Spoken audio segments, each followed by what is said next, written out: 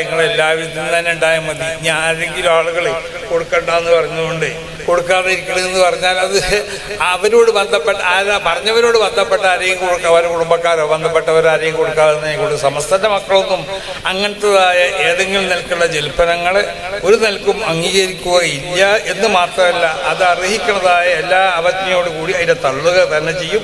അതിന് യാതൊരു സംശയമില്ല. ഈ സംഘടന അത് 100ന്റെ ശേഷവും അത് കുതിച്ച് പോവും.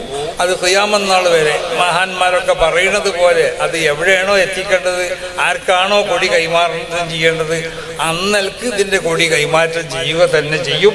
ഒരു പോർവൽപ്പിക്കാൻ ആർക്കും സാധിക്കുന്നതല്ല. ഒരാൾ മതിയോടോ കൊടി കൈമാറ്റം ചെയ്യാൻ. എന്നാലും ഈ സംഘടന ഇവിടെ നിലനിൽക്കും. മനസ്സിലായില്ലേ?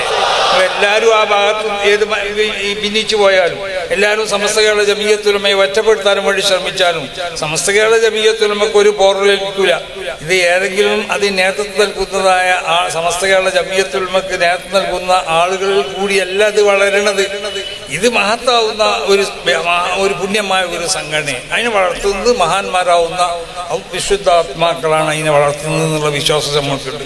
പിന്നെ ഓരോ കാലഘട്ടത്തിലും അതിനെ മുന്നിൽ നിൽക്കാൻ പലരും അല്ലാഹു സുബ്ഹാനഹു വ തആല കൊണ്ടുവരും.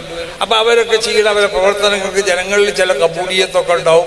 അതൊക്കെ ആ നിലക്ക് നടന്നു പോകും. അതിനൊന്നും അസൂയപ്പെട്ടിട്ടോ അല്ലെങ്കിൽ അതിനെ ചെറുതാക്കാൻ വേണ്ടി ശ്രമിച്ചിട്ടോ യാതൊരു കാര്യമില്ല എന്ന് എല്ലാവരും ഓർമ്മപ്പെടുത്തിക്കൊണ്ടിട്ട് ഈ